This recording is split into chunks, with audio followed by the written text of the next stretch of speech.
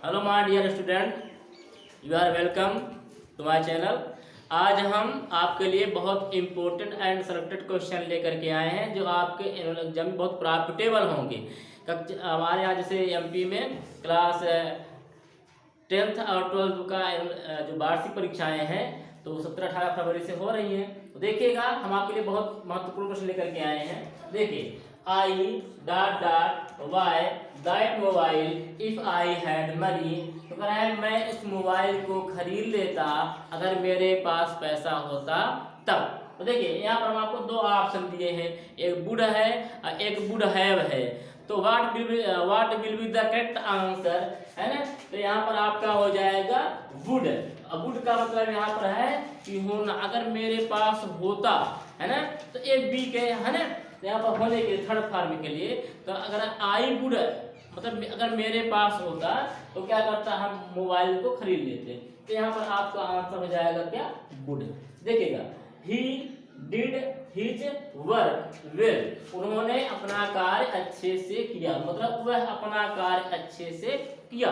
ये आपका past indefinite का सेंटेंस है। अब इसको निगेटिव बदलने के लिए कह रहा है। देखिएगा, तो बहुत सरल है। अगर आपका सेंटेंस कहाँ हो, प्रेजेंट इंडिफिनिट में हो या पास्ट इंडिफिनिट में हो, ध्यान देना है। सब्जेक्ट के बाद अगर डिड है, डू है, डज है, एक यहाँ पर ही है, एक यू है, कुछ भी है, यहाँ पर दे भी कुछ भी है, यहाँ पर डिड या डू या डज है। तो आपको जब निगेटिव करने के लिए बोले तो आप क्या करिए, यहीं पर ये यहाँ पर क्या करेंगे, हम लगा देंगे नॉट और डू। सेंटेंस हमारा निगेटिव हो जाएगा।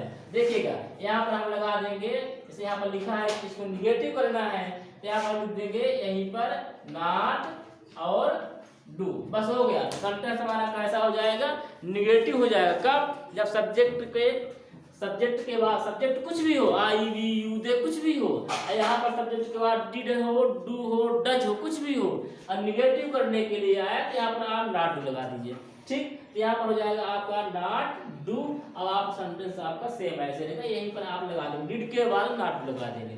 देखिए अगला question, who has composed the बाल पोएम। आपका जब द बाल पोएम आपके लेसन में है तो बाल पोएम को किसने लिखा है। तो आपके एग्जाम में ऐसे भी क्वेश्चन आते हैं कि who is the poet of this poem, या कि who has written this poem, ऐसा भी आता है। इस पोएम के पोएट कौन है, मतलब कि इस पोएम के पोएट कौन है, या कि यह किसका पोएम है, ऐसा भी आता है। तो यहाँ कह रहा है कि आपका जो तो बाल पोएम है ये किसने लिखा है। तो बाल पोएम के जो आपके पोएट हैं तो यहाँ पर है जॉन वेरीमैन। तो बाल पोएम के जो पोएट हैं तो कौन है, जॉन वेरीमैन। आप इसको लिख लेना और इसका स्क्रीनशॉट सबको ले लीजिएगा। देखिए फिर क्या है, what was Wanda's true name. तो कह रहा है कि वांडा का वास्तविक नाम क्या था। तो वांडा का वास्तविक नाम था वांडा पेट्रोंस्की। वांडा पेट्रोंस्की ये वांडा का वास्तविक मतलब कि ट्रू नाम था, है ना। देखिएगा, तो आंसर वो लिखा हुआ है। देखिए, सी लिव्ड, वह रहती थी इन शिवपुरी। कह रहा है कि वह शिवपुरी में रहती थी। ये पास्ट इंडिफिनिट का वाक्य ये भी है। कहाँ है ये, पास्ट इंडिफिनिट का है। अब कह रहा है कि आप इसका निगेटिव बनाइए।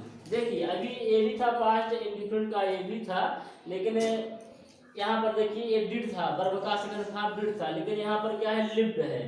तो यहाँ निगेटिव करने के लिए कह रहा है, इसका निगेटिव नहीं, इंट्रोगेटिव। देखिए इसका क्या करना है, इंट्रोगेटिव। इंट्रोगेटिव जब करेंगे तो पास्ट इंडिफिनिट का हमारा सेंटेंस है, तो पास्ट इंडिफिनिट की सहायक क्रिया एक ही होती है, क्या, डिड। तो डिड पहले आ जाएगा। इंट्रोगेटिव में सहायक क्रिया क्या होती है, पहले। अगर आपको इंट्रोगेटिव करने के लिए बोले तो आप कोई भी टेंस हो आप उसकी सहायक क्रिया पहले लगा दो।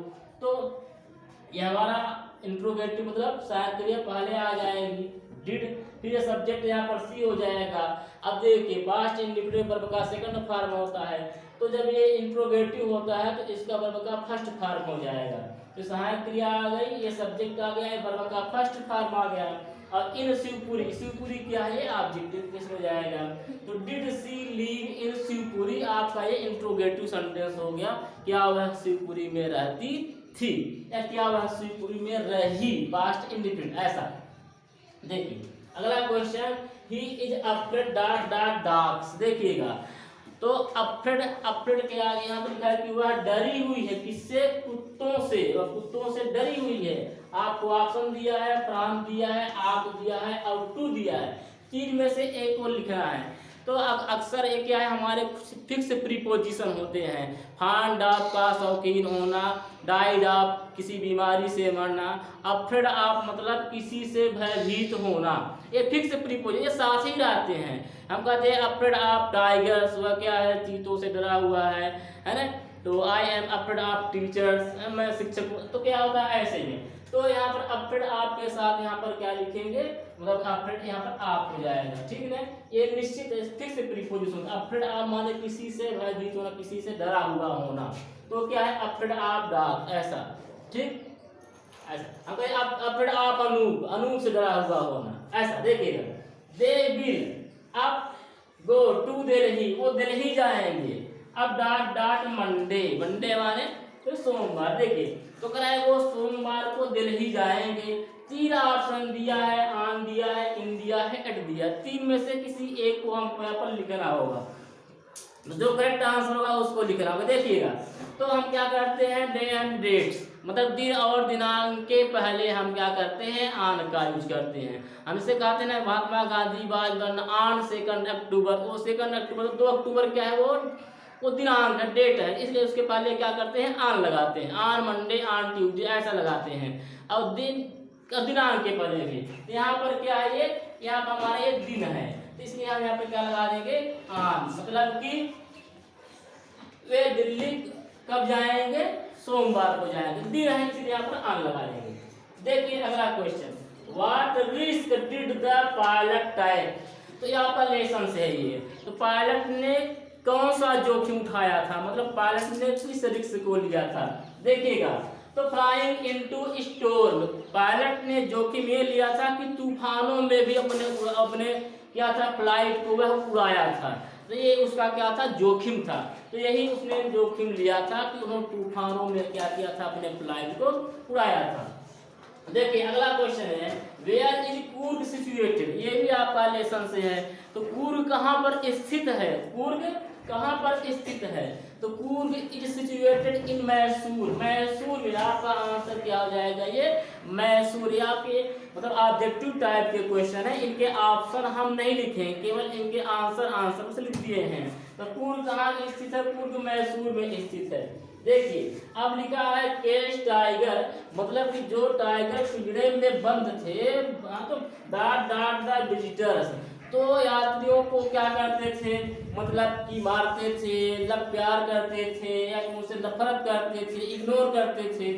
तो जो टाइगर पिंजरे में बंद थे वो यात्रियों से, विजिटर माने यात्री जो दर्शक जाते थे भ्रमण करने, तो उनको क्या करते थे, इग्नोर करते थे, मतलब ज्यादा उनसे कोई संबंध, उनको नकार देते थे, यात्रियों से उनका कोई संबंध नहीं था। तो आप इसका स्क्रीनशॉट ले लीजिएगा, ये आपके एग्जाम के लिए बहुत इंपॉर्टेंट और बहुत प्राप्तेबल होंगे, और हम ऐसे आपके लिए क्वेश्चन लेकर के आएंगे।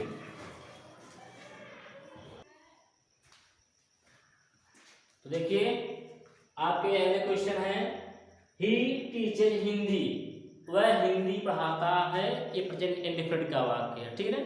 देखिए क्या लिखा है, ही टीचर हिंदी, वह हिंदी पढ़ाता है। अब इसको बोलना है पैसिव में, कहाँ बोलना है, पैसिव में। प्रेजेंट इंडेफिनिट का है, वह सब्जेक्ट है, यहाँ पर ही, ये वर्ब है, ये ऑब्जेक्ट है। पैसिव पहले क्या आएगा, ऑब्जेक्ट है, हिंदी पहले आ जाएगा। हिंदी क्या है, सब्जेक्ट का नाम, इसलिए यहाँ पर है केवल इज। टीच का थर्ड फॉर्म टाट, अब आए यहाँ पर ही का ऑब्जेक्टिव केस ही, तो हिंदी स्टार्ट बाय हिम, ठीक है। देखिए आपका अगला question, he has given dot dot smoking. अब he has given dot dot smoking, option यहाँ पर 3 है, अप है, फार है और टू है। तो 3 में से यहाँ पर कौन होगा, तो यहाँ पर आपका सही आंसर रहेगा up. Given up, give up माने छोड़ना या त्यागना, गिव अप माने छोड़ना या त्यागना। तो उन्होंने वह क्या किया है, स्मोकिंग छोड़ दिया, मतलब वह धूम्रपान करना छोड़ दिया है। तो यहाँ पर आपका आंसर जाएगा अप, गिव अप माने छोड़ना या त्यागना। देखिए What looked like black mountain, कि ब्लैक माउंटेन मतलब काले पहाड़ जैसे कौन दिखता था, क्या दिखता था, है ना। पाले तो कि काले पहाड़, बिल्कुल से काला पहाड़ हो, ऐसा क्या दिखता था? तो स्टोर्म क्लाउड्स, मतलब कि जो तूफानी बादल थे, तूफान है ना, जो तूफानी बादल थे, बड़े बड़े बादल तूफान के समय उठ रहे थे, तो कैसे दिख रहे थे? जैसे कि बड़े बड़े क्या हो, माउंटेन, पर्वत, ऐसा है ना, काले माउंटेन पर्वत। देखिए तो अगला क्वेश्चन है the size of maddened seagull. तो कह रहा है कि जो मैडेंड सीगल मतलब जो पागल के मतलब जैसे दिख रहा था, तो उसका किससे क्या था? फूड। इसका आंसर यहाँ पर क्या जाएगा? फूड हो जाएगा। देखिए अगला question, why was the aeroplane twisting in the air. तो कह रहा है कि हवा में एरोप्लेन क्या उड़ रहा था, मतलब ट्विस्ट मरोड़ना, घूमना, खूब ऐसे है मरोड़ना होता है। तो कह रहा है कि एरोप्लेन हवा में क्यों मतलब मंडरा रहा था, किस वजह से? तो ड्यू टू स्टोर्म, तूफान की वजह से क्या होता वो मतलब कि जगह ही मंडरा रहा था। देखिए तो my father is dot dot teacher, मेरे पिताजी क्या है? एक शिक्षक है ना। तो कैसे शिक्षक है? रिटायर्ड करके हमारे पिताजी एक रिटायर्ड शिक्षक है। तो यहाँ पर आपका जाएगा, यहाँ पर ये बी नंबर हो जाएगा, ठीक है। तो सेवानिवृत्त शिक्षक है। देखिए अगला question, they are selling their house, वे अपने घर बेच रहे हैं। ये प्रेजेंट कंटिन्यूअस में लिखा हुआ है। अब इसको कहाँ बोलना है? प्रेजेंट परफेक्ट में बदलना है। तो जो प्रेजेंट परफेक्ट में बदलेंगे तो सब्जेक्ट हमारा ये सेम रहेगा, इसके साथ साथ क्रिया हो जाएगी है, ये हो है ना, और फिर वर्ब का थर्ड फॉर्म, और फिर हो जाएगा ये यहाँ पर देयर हाउस, आगे हो जाएगा।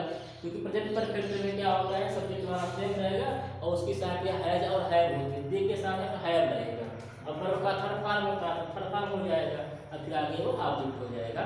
तो आप इसको शेयर जरूर करिएगा, आप इसका स्क्रीनशॉट ले लीजिए, और ऐसे हम आपके लिए इंपॉर्टेंट वीडियो और अपलोड करेंगे।